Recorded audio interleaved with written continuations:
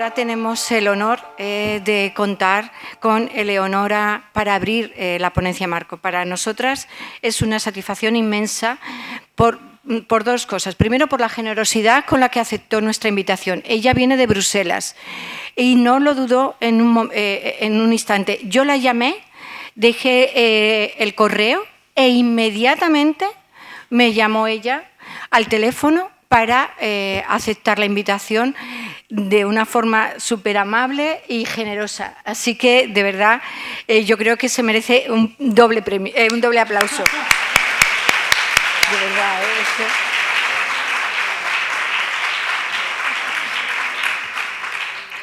Bueno, si os parece, voy a pasar a presentar, a conocerla un poquito mejor. Ella es doctora investigadora del Instituto Cultural y Sociedad de la Universidad de Navarra, experta nacional destacada en la Dirección General de Redes de Comunicación, Contenido y Tecnologías de la Comisión Europea, en Bruselas, galardonada con una prestigiosa beca Marie Curie Individual Fellowship del 2019 al 2021.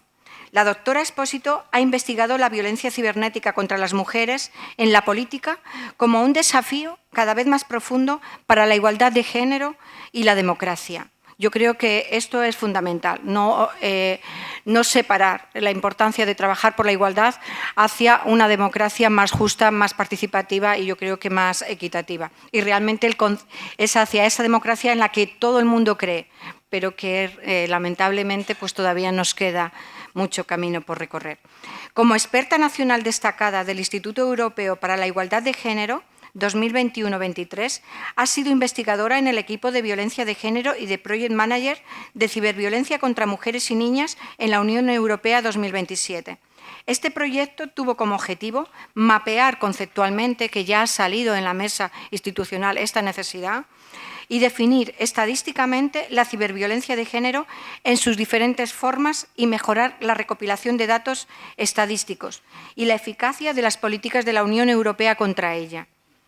A partir de junio del 2023, la doctora Expósito es experta nacional destacada en la Dirección General de Redes de Comunicación, Contenido y Tecnologías de la Comisión Europea y forma parte de la Unidad de Servicios Digitales que se encarga de aplicar la nueva Ley de Servicios Digitales y crear un espacio digital más seguro en el que se protejan los derechos fundamentales de los usuarios y usuarias de la Unión Europea. Muchas gracias, Eleonora, por tu trabajo y sin más le doy la palabra. Gracias. Bueno, es verdad, ¿eh? Bueno, muchas gracias por invitarme, gracias al Ayuntamiento de Dos Hermanas, gracias a Charo, que es muy amable, y gracias por la bienvenida. A todas y a todos por estar aquí y por invitarme hoy. ¿Se me oye bien? ¿Sí? Sí. Muy bien. Bueno, hoy estamos aquí porque yo creo que sabemos ya que este uso, ¿no?, cada vez mayor de Internet, de las redes sociales, de las nuevas tecnologías, ha contribuido a este problema, a esta intensificación de ciberviolencia contra mujeres y niñas. Y también creo que lo hemos visto a medida que el mundo se movía online, ¿no? Por ejemplo, con el confinamiento, con la pandemia.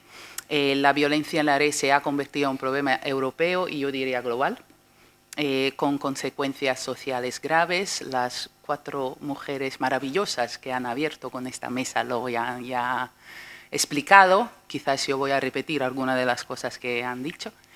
Y se han hablado de este impacto muy profundo en las víctimas, como hemos visto en el video, psicológico y también físico. Y en esta presentación de hoy os voy un poco a guiar sobre el estado del arte sobre este problema, ¿no?, de ciberviolencia de género. Y me voy a centrar en 3 aspectos principales. ¡Ay, qué bien! El primero, ¿cómo conceptualizamos este problema desde una perspectiva de género? Porque es una forma distintiva, ¿no?, la ciberviolencia de género en tema de cantidad y de calidad de interacciones abusivas. 2, el mapeo del estado del arte. ¿Qué se está haciendo realmente, ¿no? ¿Qué hacemos en Bruselas? ¿Y cuáles son los instrumentos que tenemos actualmente a nuestra disposición en términos de definiciones, de legislaciones, de políticas a nivel internacional, europeo y de los Estados miembros, como España? Y 3, ¿por qué es importante tener estas definiciones? Y por qué en mi trabajo en el Instituto Europeo para la Igualdad de Género, en el EIGE, en 2 años hemos trabajado en estas definiciones, porque son importantes para avanzar en la recopilación de datos. Han hablado antes en la mesa de abertura que no tenemos datos, y eso es verdad. Y también porque las medidas políticas se tienen que basar en evidencia. Bueno, empezamos diciendo que, por supuesto, la ciberviolencia no es una forma de violencia que afecta a las mujeres de una manera exclusiva. Esa es una pregunta, ¿no?, que muchas veces me hacen: ¿por qué te centras tanto en las mujeres? Los hombres también pueden ser víctimas. Las mujeres pueden ser perpetradoras, ¿no?, de todas las formas de acoso, de control, de violencia psicológica. Eso no lo negamos, es verdad.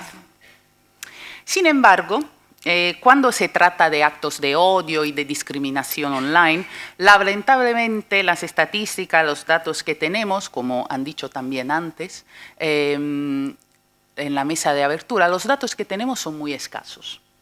Pero cuando están disponibles, los datos desglosados muestran que el género es un fuerte predictor de exposición al abuso en las redes sociales. O sea que tenemos que hablar de un fenómeno de género. 1 de cada 10 mujeres en la Unión Europea ha sufrido acoso cibernético desde los 15 años, incluso haber recibido, por ejemplo, un correo, un mensaje, bueno, en los años atrás un SMS, ahora un WhatsApp, con contenido no deseado, inapropiado, ofensivo, sexualmente explícito. Y esto son los resultados de la encuesta del FRA. El FRA es la Agencia para los Derechos Fundamentales de la Unión Europea, que está en Viena. Y nada, han hecho esta encuesta en 2014 y ahora se repite después de 10 años. En 2024 van a salir los datos nuevos. Es una encuesta compleja, ahora participa Eurostat, participa el FRA, participa el Instituto Europeo para la Igualdad de Género y tenemos todas las razones para creer que en 2024 los datos mostrarán cifras más altas. También porque en los últimos 10 años ha habido una integración creciente de los medios digitales en nuestra vida diaria.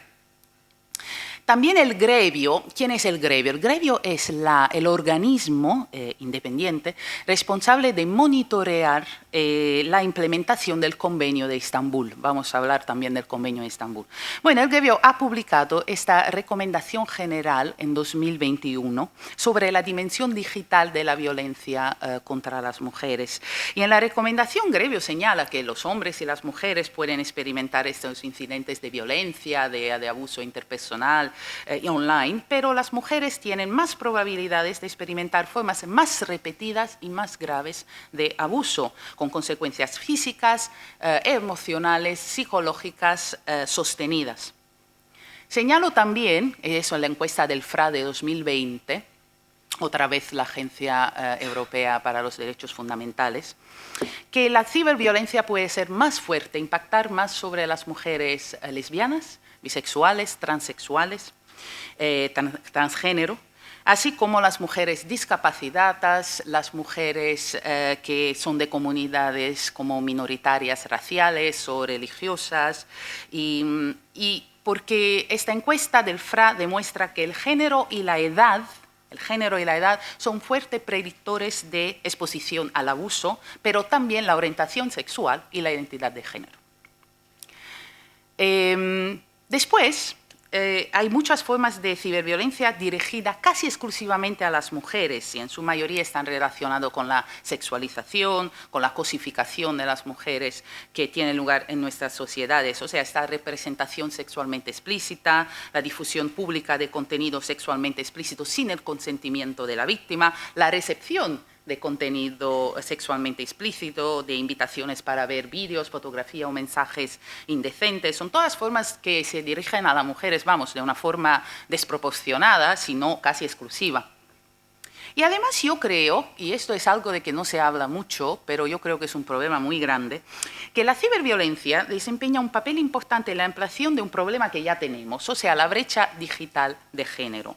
Porque si las usuarias, las mujeres, no se sienten bienvenidas y a gusto, ¿no?, en las redes sociales, en la ciberesfera, eso tiene un impacto devastador en el desarrollo de las habilidades necesarias en el uso de la tecnología y avanzar hacia roles visibles de liderazgo, de toma de decisiones en el sector digital y una segregación de género que ya tenemos en el sector famoso, ¿no?, de la ciencia STEM, las ciencias tecnológicas y la brecha salarial de género que todavía tenemos en España y en Europa.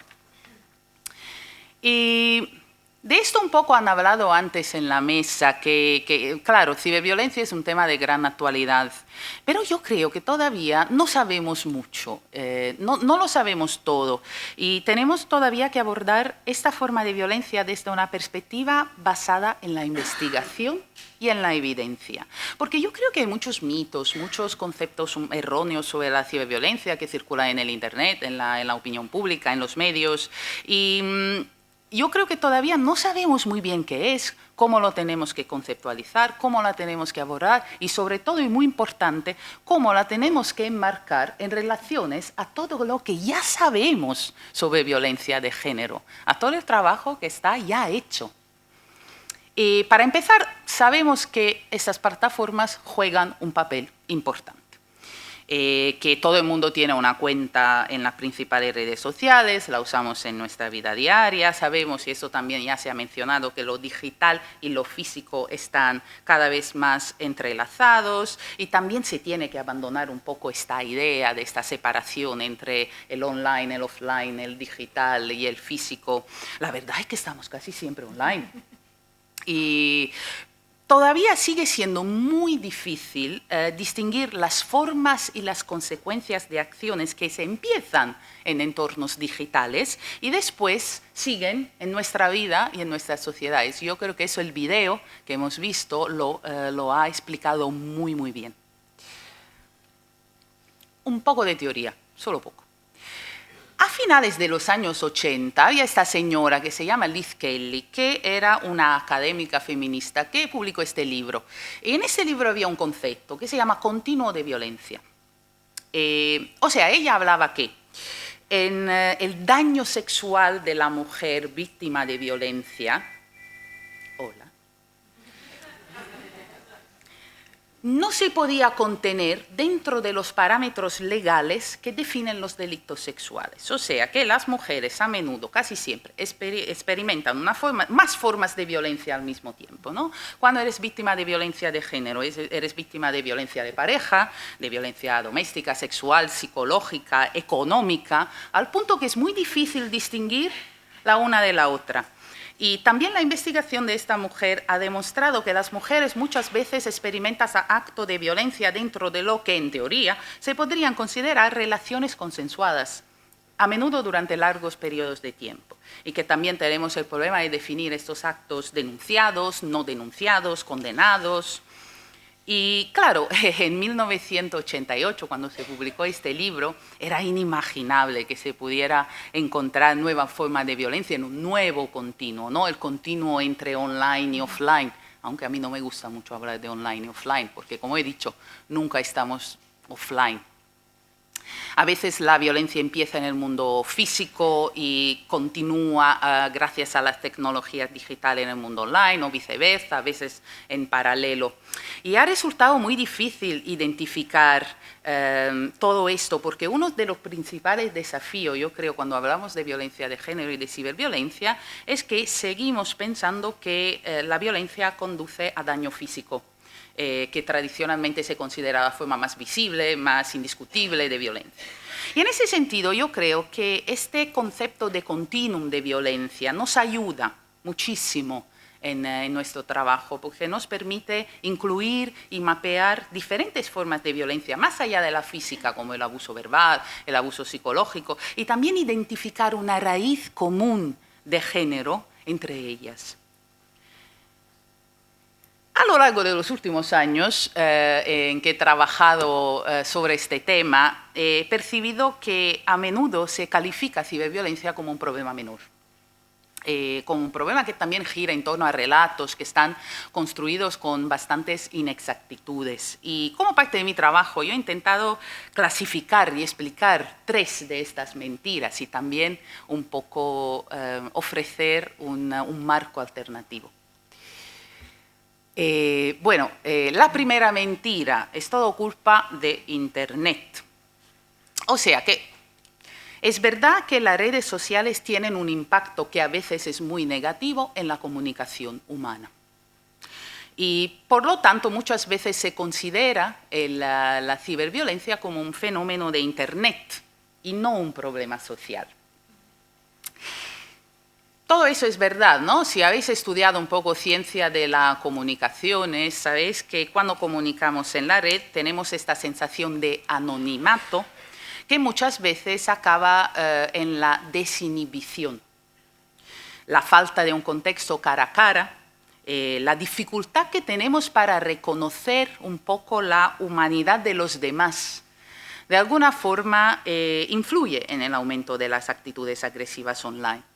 También la ausencia de voces contradictorias, moderadoras, a muchas veces se exagera la polarización de divergencias comunes entre opiniones, visiones en la sociedad. Tenemos muchas veces la actitud de adoptar una mentalidad de grupo y aceptar normas de grupo por encima de los estándares de comportamiento individual. Ese es un poco lo que nos dice la literatura sobre la manera en que comunicamos online y cómo es distinta de la comunicación cara a cara. Y todo eso es verdad. Yo no lo pongo en cuestión, no lo dudo. Es cierto, todos esos factores influyen, pero sin embargo, como seres humanos siempre hemos comunicado, o por lo menos en los últimos 100 años, a través de medios de comunicación. Pero hay siempre que tener muy claro que la construcción, la percepción y la comunicación del odio, el odio es un fenómeno social, no es un fenómeno de medios de comunicación.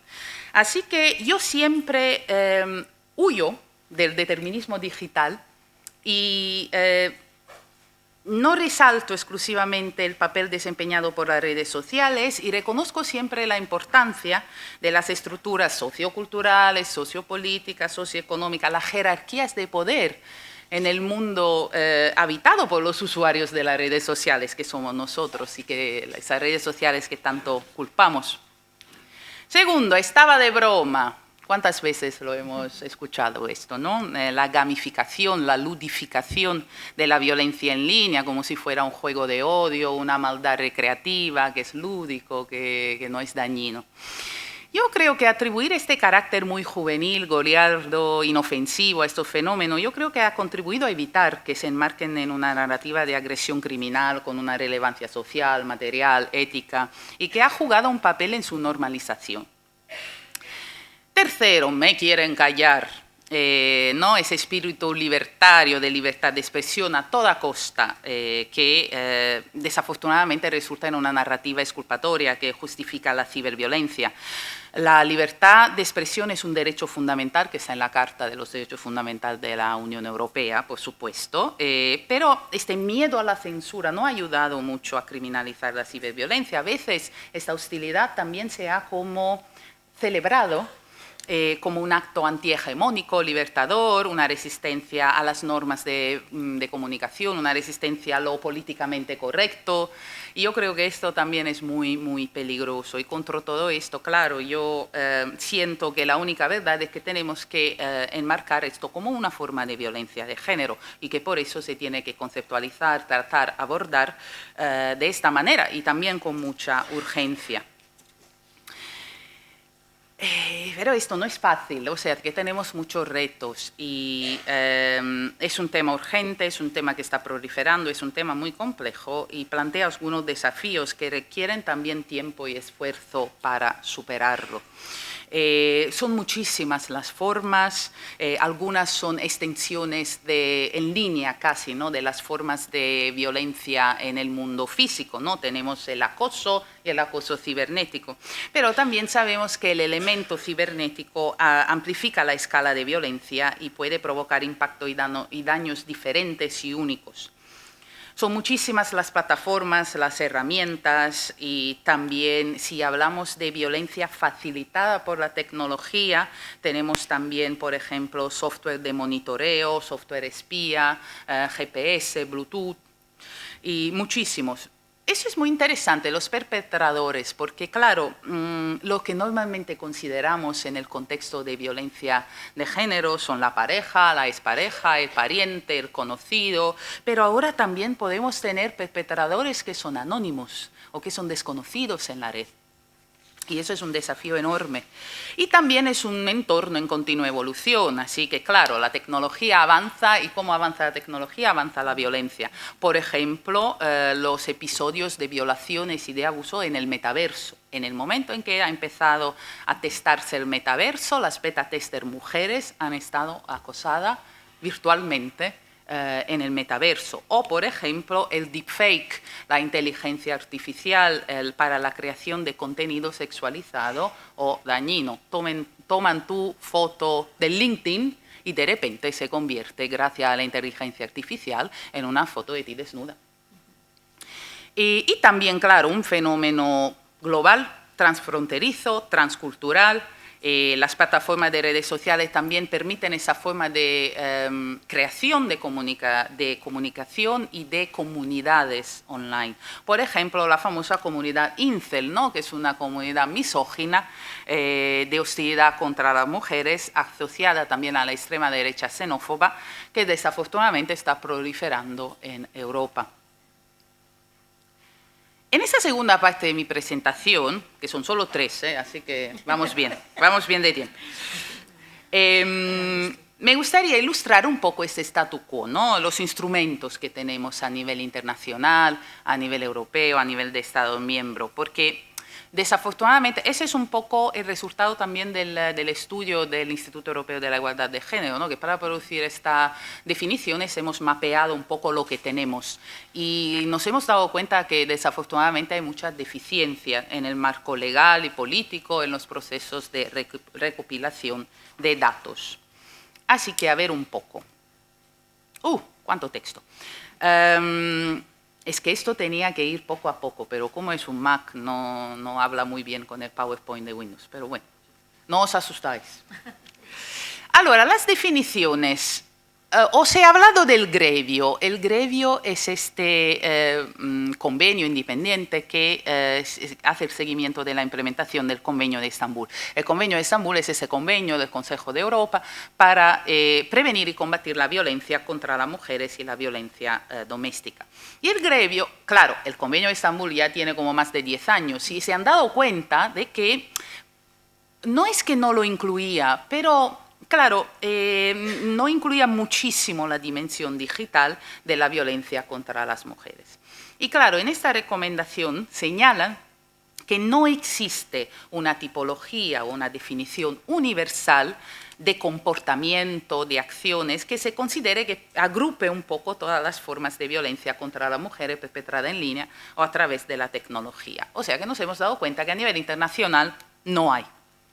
Tampoco a nivel europeo existe una definición legal armonizada, o sea que hay muchísimas definiciones propuestas. Europol hace la suya, el Instituto Europeo para la Igualdad de Género hace la suya, el Parlamento Europeo hace la suya, y la Comisión Europea hace la suya.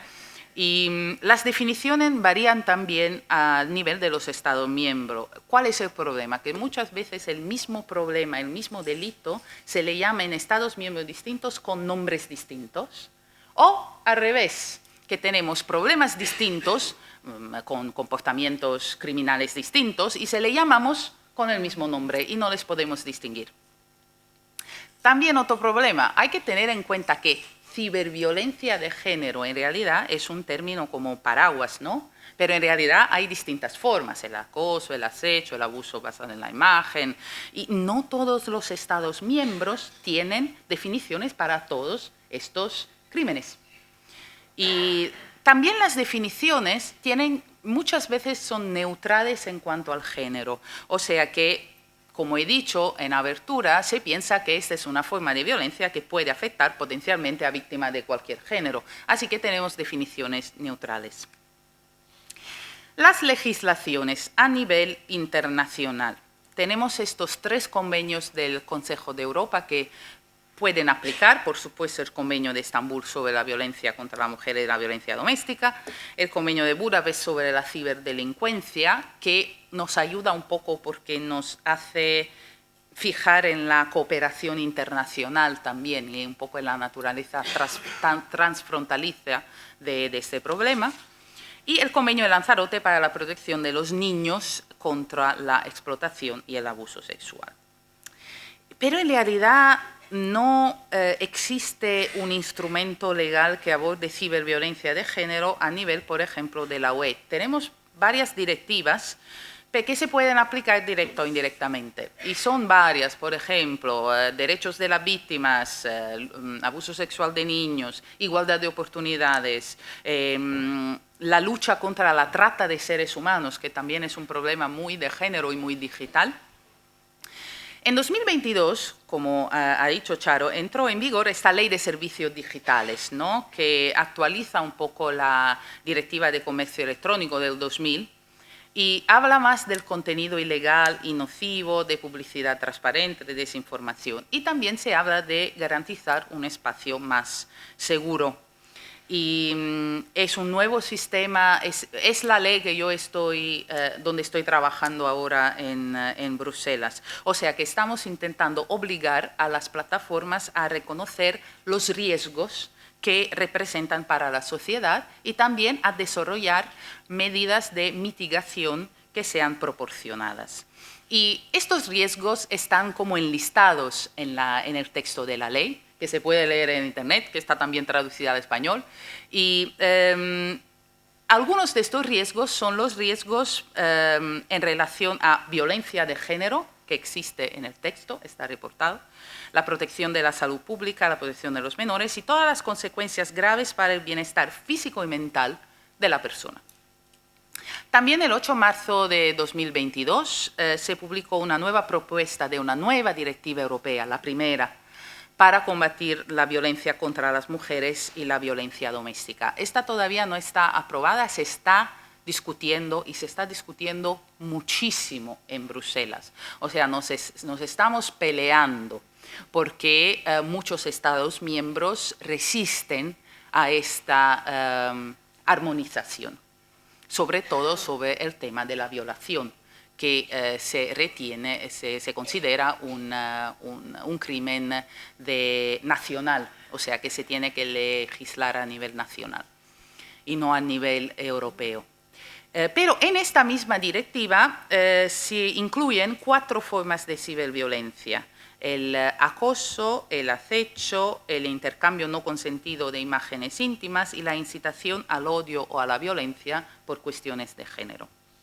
Y espero que se apruebe pronto, y quizás espero antes de las elecciones de 2024, las parlamentarias europeas. Y así que esta es un poco la cuestión a nivel europeo y un poco la pelea de esta directiva. Podéis leer que hay 3 escenarios en los Estados miembros. Son muy pocos los que consideran ciberviolencia como un delito específico. Solo Rumanía, de momento, tiene una legislación que define ciberviolencia contra mujeres de una manera específica. Hay otros Estados miembros que han adoptado, por ejemplo, leyes contra el ciberacoso, el acecho, el bullying. En muchos países se le considera una circunstancia agravante el uso de las tecnologías para la violencia de género. Por ejemplo, a veces, eso es el caso de Hungría, cuando se comete la difamación delante de una gran audiencia, se agrava el delito, y por supuesto el Internet es una gran audiencia. Pero en la mayoría de los países estamos hablando de delito general. Por ejemplo, amenaza, acoso, se aplican formas de violencia tanto en línea como fuera de línea. Por ejemplo, lo que ha hecho la jurisprudencia es simplemente contribuir a ampliar el alcance de los delitos tradicionales y a los incidentes ocurridos en línea. Hablando de la política, claro, sin una definición armonizada, las medidas son limitadas. La Comisión Europea tiene una serie de objetivos políticos, de acciones que apuntan a avanzar hacia la lucha contra la violencia de género. Ursula von der Leyen, por ejemplo, ha firmado, ¿no?, Estrategia de Igualdad de Género 2020-2025. Ahora tenemos una comisaria por primera vez para la igualdad de género. Y son varias las estrategias, ¿no?, sobre cibercrimen, sobre derechos de las víctimas, el tráfico, abuso sexual infantil. O sea, más o menos ciberviolencia toca en todos esos temas y todas esas políticas porque es un poco transversal. Muchas veces se menciona ciberviolencia en el contexto, en los Estados miembros, en el contexto de violencia doméstica. O sea que el abuso doméstico facilitado por la tecnología, que incluye una variedad de comportamientos controladores, coercitivos, lo hemos visto en el vídeo, ¿no?, las llamadas telefónicas amenazantes, el acoso, el seguimiento de ubicación a través del teléfono, la difusión de imágenes íntimas, esas cosas, más o menos en la política de violencia doméstica se habla de este elemento digital. Y nada, hablamos ahora un poco en la tercera y última parte de mi intervención, un poco de estas definiciones y por qué son tan importantes.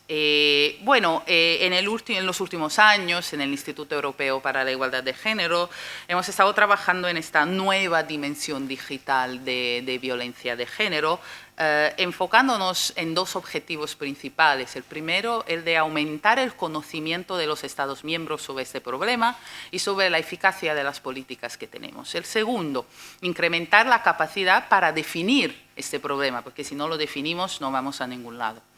Y ¿cuáles son los desafíos que yo he encontrado y que reflejan la baja comparabilidad de las definiciones, la dificultad para recopilar datos? El primero es el problema de la conceptualización, que es un poco lo que he dicho al empezar la presentación. O sea que nos enfrentamos con una percepción de Internet como un entorno virtual, que no es real, que incorpóreo, alternativo, y por eso, claro, necesitamos cambiar esta idea y hablar un poco de ese continuo físico-psicológico de violencia de género, que al final está incrustado en la misma estructura patriarcal, de poder, de género, la de toda la vida, no es distinto. Dos, las definiciones legales existentes y estadísticas también que tenemos. Existe una gran variedad, se superponen, se aplican delitos generales, o sea, un lío. El enfoque neutral en cuanto al género, también lo que he dicho al principio de la presentación, si se carece el componente de género, es imposible recopilar datos de ciberviolencia contra mujeres y niñas y capturar el número de delitos cometidos por motivos de género. La recopilación de datos, no tenemos datos completos, no tenemos datos comparables, eso también lo han dicho en la mesa de apertura. Las víctimas no siempre creen que las autoridades tomarán su caso en serio. En consecuencia, muchas veces deciden no denunciar. E incluso en encuestas anónimas, a veces los encuestados, las víctimas, no son conscientes de que sus experiencias puede considerarse violencia. Está muy normalizado. Por eso no denuncian los abusos y esto también contribuye a que los datos sean escasos y muy parciales.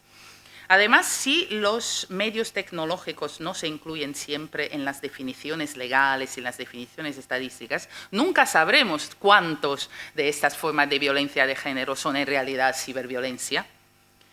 Y sobre todo, estas definiciones que no son mutuamente excluyentes hacen que no se puedan recopilar datos de una manera estadística. Cada conducta a su bola, ¿no? Eso no se puede hacer.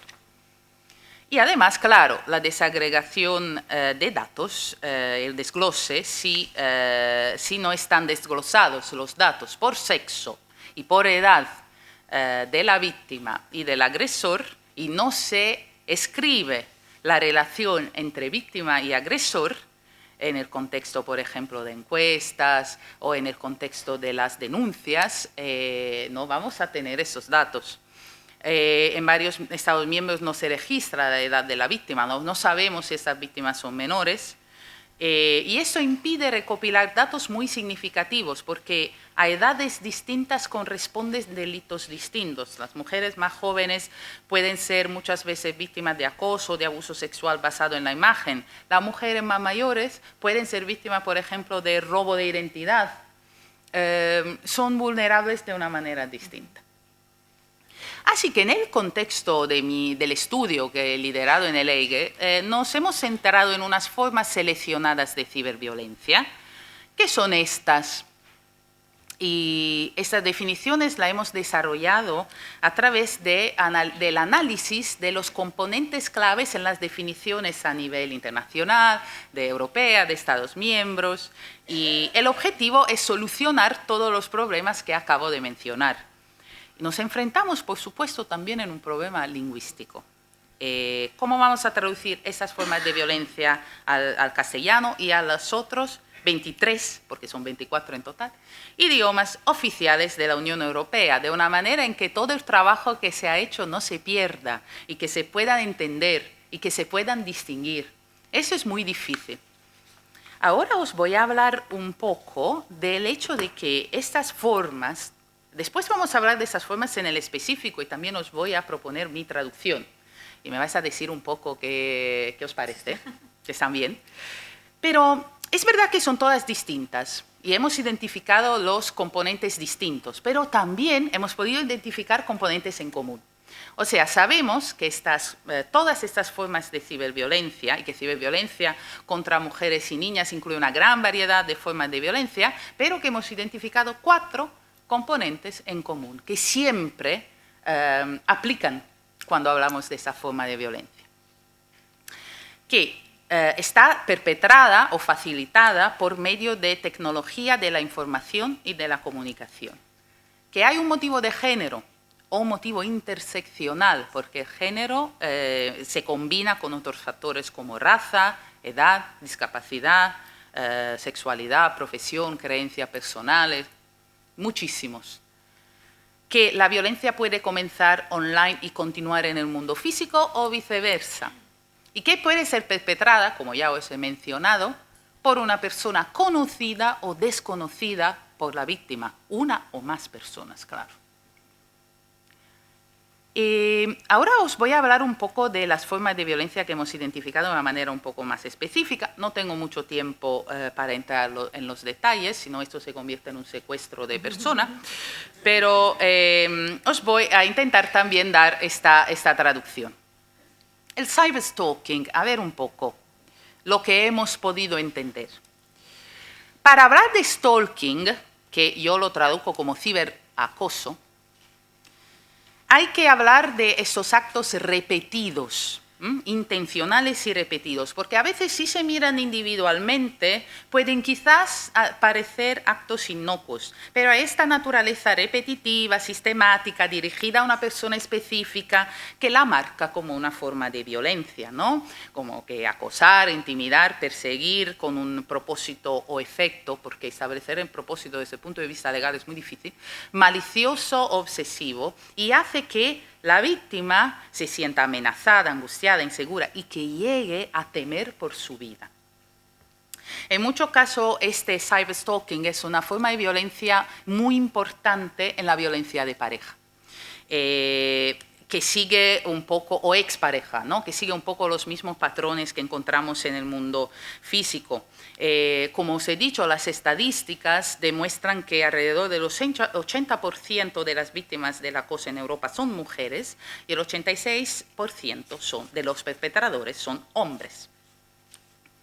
Aquí tenemos el harassment. Es muy difícil hacer esa distinción entre stalking y harassment, pero lo vemos también en la slide siguiente. Yo eso lo traduzco como ciberacecho, ¿no? La diferencia entre acoso y acecho. A ver qué tal. Harassment, ¿no? Esta conducta no deseada que viola la dignidad de una persona, que crea este ambiente intimidante, hostil, degradante, humillante. Según la encuesta del FRA, ¿no? del Fundamental Rights Agency de 2014, que ya os he comentado, el 77% de las mujeres que han sufrido ciberacecho también han experimentado al menos una forma de violencia sexual o física por parte de una pareja íntima. Además, según la encuesta LGBT de FRA, las experiencias de cyberharassment son más comunes entre los encuestados más jóvenes, y esto también nos los han comentado en la mesa de abertura. El 20% de las mujeres jóvenes, entre 18 y 29 años, muy jóvenes, han sufrido acoso sexual cibernético o acecho, y sobre todo los miembros de la comunidad LGBTQ y personas con discapacidad. Son muchísimos las formas de este problema, de este delito. Enviar mensajes de texto, regalos no deseados de repente en tu casa, comunicaciones frecuentes y no deseadas, colgar llamadas telefónicas, eso sobre todo en el teléfono fijo, no el móvil. Intentar conectar a través de amigos, de familiares, leer el correo, robar el correo. Os he dicho que es un poco difícil hacer esta distinción, y en realidad lo es.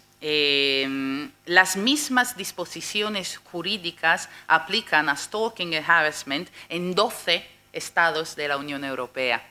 Y como resultado, las definiciones de estas dos formas tienden a superponerse. Es muy difícil. Existen muchas similitudes entre las dos, a menudo se discuten juntos, a menudo pasan juntos y no se separan, y muchas personas pueden ser víctimas de ambas. Sin embargo, después de una revisión que hemos hecho muy en profundidad de estos delitos y con base también en los comentarios de la parte interesada que hemos recopilado durante la reunión de consulta, nos hemos dado cuenta que muchas de las técnicas de abuso son las mismas, pero se vuelven acosadoras, o sea, hablamos de stalking, cuando se usan de una manera un poco más agresiva, amenazadora y obsesiva con respecto al acecho.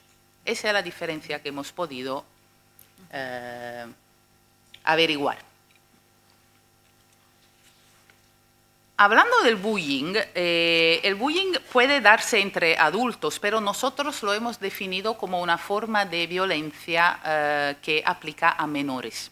Menores como víctimas y también menores como perpetradores. Tenemos evidencia también de la OCDE que las niñas están más expuestas que los niños. Alrededor del 12% de las niñas de 15 años reportan haber sido bulizadas en comparación con el 8% de los niños. Aquí también tenemos un curso de conducta persistente y repetido. El problema no es el contacto no deseado, porque muchas veces es un compañero de escuela, ¿no? Pero por lo que se dice y lo que se hace repetidamente. Está dirigido a una persona concreta, a un menor o a un grupo de menores. Se le quiere aislar, atacar, burlarse de ella o de él. Y a veces hay también una dimensión sexual en los niños un poco más grandes, pero que siguen siendo menores. Por ejemplo, solicitar favores sexuales, solicitar contenido que sea sexual, ofensivo. Y también, al igual con las formas de que he hablado antes, existen también aquí muchas superposiciones entre acoso, acecho, bullying. Aquí para nosotros lo que ha hecho la diferencia es la edad. O sea que hemos establecido que esta es una forma como de entre acecho y acoso, pero para menores. Por eso lo he llamado acoso escolar, no sé, pero también bullying se dice en español. Y aquí tenemos el discurso de odio sexista o en línea basado en el género. Y aquí tenemos las figuras públicas que son muy susceptibles, mujeres políticas, periodistas, deportistas, especialmente cuando expresan ideas sobre el papel de la mujer en la sociedad, sobre los roles tradicionales de géneros, otras cuestiones de derechos humanos, cuando hablan en favor de los migrantes, ¿no? En los foros públicos. En cualquier caso en que una mujer ejerce su derecho a la libertad de expresión en un foro público, muchas veces se enfrenta a una reacción violenta, que puede o no puede estar relacionada con el tema discutido, ¿eh? Aquí no estamos hablando de una política de ideas, no es que las mujeres no se le pueden criticar por lo que dicen o por sus decisiones políticas. Aquí estamos hablando de que se pone en discusión su presencia en la arena política, es distinto. Y el principal efecto de esta forma de violencia, bueno, es fácil, el abandono de las redes sociales, de las plataformas públicas. Pero también tenemos que tener en cuenta que lo que vemos en las redes sociales es una parte de lo que reciben, porque también tenemos solo mensaje privado, ¿no? Mensaje directo, o sea, el volumen del odio misógino contra esas mujeres públicas es mucho más de lo que vemos. Según un estudio de Amnistía Internacional, el 76% de las mujeres encuestadas dijeron que cambiaron la forma en que usaban las redes sociales después de sufrir acoso. Y el 32% dijo que dejaron de publicar sus opiniones sobre cierto tema. O sea que nos estamos callando. Bueno, las formas son varias, se envían comentarios degradantes, se incita también a la discriminación, se puede publicar o compartir contenido violento, también producido por la inteligencia artificial que representa a las mujeres como objeto sexual. Y como he dicho, se puede enviar de manera pública o privada. La última forma de violencia en que nos hemos enfocado quizás es una de las más importantes, o por lo menos de las más virales ahora, que es lo he llamado abuso sexual basado en la imagen, que es la distribución o amenaza de distribución, porque también bajo la amenaza se genera muchísima violencia, que quizás no la van a compartir nunca, pero el tema es de que te siguen amenazando que lo van a compartir, te mata por dentro. Esas imágenes se pueden obtener de forma no consensuada, manipular de forma no consensuada, o también se pueden haber obtenido de forma consensuada, pero distribuirse de forma no consensuada. Y la motivación es infligir daño y afectar negativamente la vida de la víctima. ¿Por qué estoy hablando de las motivaciones? Porque ese comportamiento a veces se le llama pornografía de venganza, pornovenganza, revenge porn, y pornografía no consentida. Y sin embargo, yo tengo un problema enorme con esta definición. Porque la pornografía, técnicamente, si es material producido por la industria pornográfica, implica un nivel de consentimiento y de legitimidad que no está garantizado aquí. Y además venganza. O sea, el perpetrador en la pornografía debe actuar con el propósito de obtener, no sé, gratificación sexual, ¿cierto? No lo de dañar. Y también el problema del término venganza es inapropiado porque les estamos ya dando una motivación. A veces la motivación no es venganza. Y también venganza te hace pensar que la víctima haya hecho algo. O sea, muy mal. Pornografía y venganza, no. Abuso sexual basado en la imagen. Y también se puede incluir la creación y difusión de contenido falso, de deepfake. Forma parte de eso también el voyeurismo digital, lo que en España se le llama fotopolla, ¿no? Fotopolla, muy bien.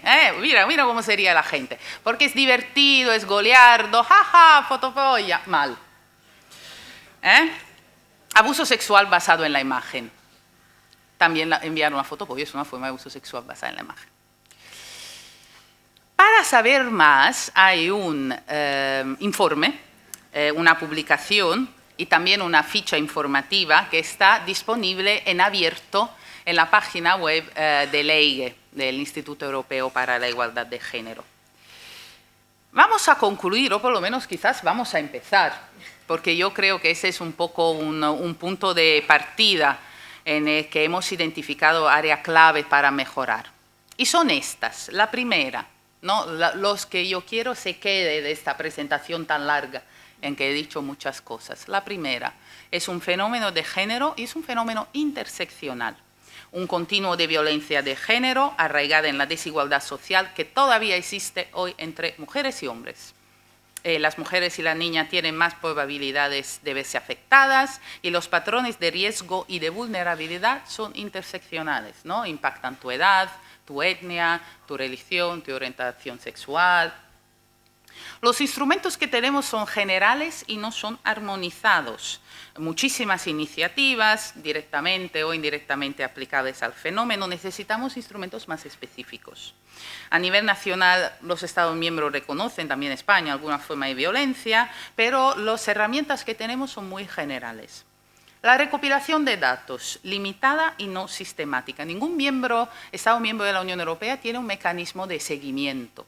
En muchos casos, la fuente de los datos y los métodos para obtener los datos varían mucho. En algunos Estados miembros es el gobierno que lidera, la mayoría de las veces son la academia, la universidad, la sociedad civil, la ONG, hay de todo. Y claro, esas instituciones no siempre se hablan muy bien. Las definiciones carecen de armonización y de alineación. Ese es el gran desafío, ¿no? Definiciones neutrales en cuanto al género, definiciones que no tienen en cuenta el continuo entre violencia física y violencia digital, el hecho de que ciertos grupos de mujeres, como he dicho, son particularmente vulnerables. Y nada, yo lo quiero felicitar por este evento y de verdad le agradezco muchísimo, muchísimo esta invitación que he aceptado con mucha felicidad, porque yo creo que necesitamos producir este conocimiento, generar conciencia, compartir buenas prácticas, promover un poco también el networking entre actores distintos que veo también aquí en la sala. Y también yo creo que es importante, y este es mi mensaje final, mantener este enfoque basado en la investigación, porque lo que se mide se vuelve visible, lo visible se puede monitorear y solo lo que se monitorea se mejora. Muchas gracias.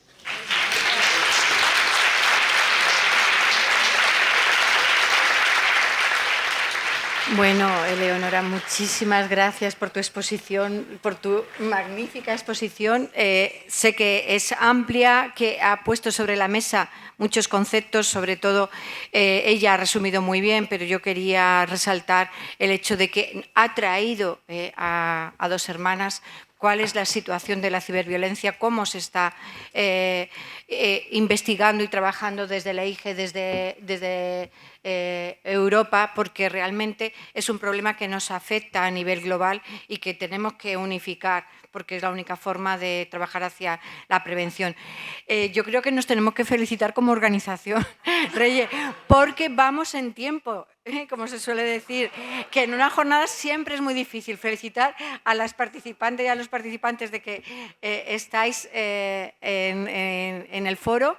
Tenemos un tiempo para poder preguntarle aquellas cuestiones que se nos hayan quedado, aquellas reflexiones que podemos aprovechar ahora que tenemos a Eleonora, que tenemos ahí, sea por nuestro trabajo o sea por la intervención que ha hecho. Así que vamos a aprovechar este tiempo para hacerle alguna pregunta a Eleonora. Venga, ánimo. A ver, mi pregunta es muy sencilla. Yo quería saber si había algo tuyo por internet, por alguna zona de, yo qué sé, alguna conferencia o tal, que podamos, para seguir nutriéndonos de todo lo que nos estás contando, para poder verlo desde casa o poder compartirlo de alguna manera, si hay algún sitio en internet o si yo lo busco en YouTube o algo tu nombre, si, para poder seguir. Sí. Hay una, ¿cómo se dice?, diseñadora de moda, como una estilista, que se llama Eleonora Espósito. Sí. Por eso tengo este problema de que cuando me buscan salen como vestidos y modelos. Esa no soy yo. Pero sí, si buscas, por ejemplo, me puedes buscar en LinkedIn y allí tengo también mis publicaciones o simplemente me envías un correo, porque a veces estas publicaciones son como en revistas científicas de pago, porque yo no quiero que tú pagues, si me envías un correo yo te envío mis artículos. Muchas gracias. Yo sí quería preguntarte, o es una reflexión con relación al trabajo que hacéis en AIGE. Sí. Dentro de la dificultad propia que tiene trabajar, y tú lo has expuesto maravillosamente, con la ciberviolencia, ¿con qué retos te has enfrentado? ¿Cuál para vosotros, cuál es la mayor dificultad? ¿El análisis de datos, el llegar a conseguir esos datos para los cuales poder luego desarrollar lo que estás poniendo sobre la mesa? Sí, Gracias por esta pregunta. Yo creo que el problema principal no es el análisis de los datos, es que no tenemos datos. O sea, porque he hablado mucho de esta propuesta para una directiva europea sobre violencia contra las mujeres y la violencia doméstica. Porque en esta directiva hay también un artículo que habla de la recopilación de datos y del hecho de que justo el EIGE va a ser un poco el hub de datos a nivel europeo, que va a desarrollar la metodología para que todos los Estados miembros recopilen los datos de una manera comparable y se lo envíen a EIGE. También tenemos que decir otra cosa, que es un logro que hemos esperado muchísimo y que por fin ha llegado.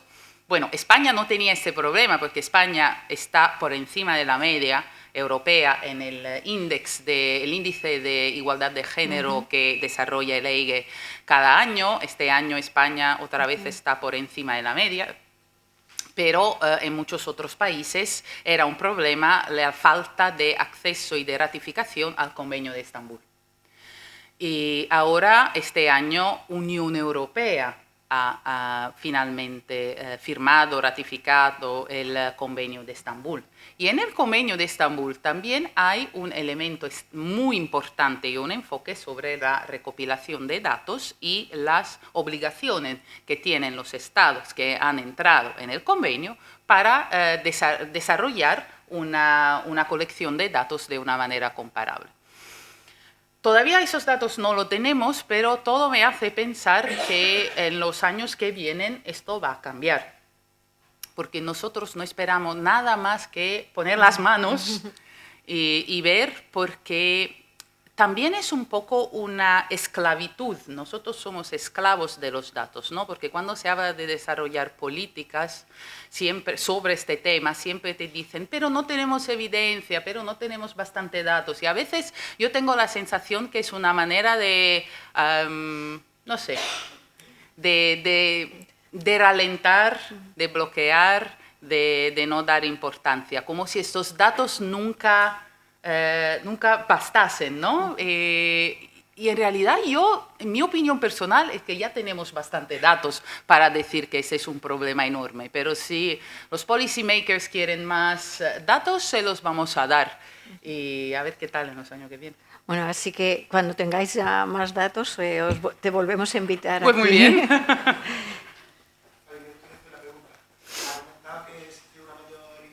O vulnerabilidad en el caso de las mujeres y niñas con discapacidad.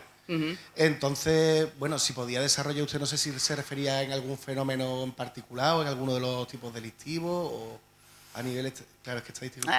No, es que no tenemos muchos datos. La cuestión es simplemente una cuestión de vulnerabilidad y también yo creo de falta de educación digital. O sea, los niños sin o con discapacidad, esto yo creo que le falta mucho. Se habla mucho de este tema de los nativos digitales, ¿no? Que los niños nacen ya digitalizados, pero esto no significa que sepan cómo utilizarlo.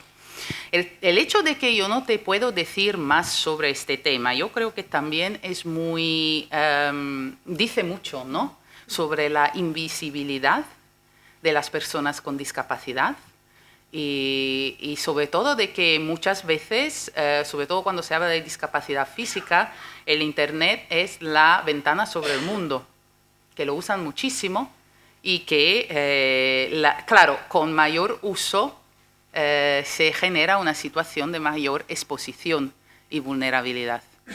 Esto, por cierto, de esto se encarga la Agencia de Derechos Fundamentales, no el EIGE, ¿no? Que se encarga también de todas las minorías en Europa, ¿no? De las mujeres rom, de las personas LGBTQ y todo, sí. Por eso quizás puedes encontrar algo del FRA sobre esto. Si os parece, hacemos la última intervención. Y vamos a hacer un pequeño descanso, luego ya comento con la mesa que tenemos a continuación. Hola, buenos días. Soy docente y querría saber si en el EIGE o en qué institución europea podemos encontrar recursos para trabajar en el aula que estén actualizados con el tema de la ciberviolencia. No sé sí. si hay alguna institución. No, ese es un tema importante. EIGE ofrece como material, metodología y soporte a los Estados miembros, no a las instituciones como escuelas y tal. En inglés se encuentra material muy bueno que quizás se puede traducir al español desde Australia. Australia tiene se llama eSafety. Y en el sentido de Internet, ¿no? eSafety. Allí han desarrollado varios módulos en la red, si no lo encuentra me escribes y te los envío, para los niños como teenagers menores y lo hacen muy, muy bien. Yo creo que son de los mejores. En Australia están muy avanzados con este tema. EIGE no lo hace porque EIGE no trabaja más a un nivel macro, a un nivel de cuando ofrece, se le llama capacity building. Cuando lo hace con los Estados miembros. Muchísimas gracias, Eleonora, por tu exposición. Gracias a todas las personas que nos acompañáis.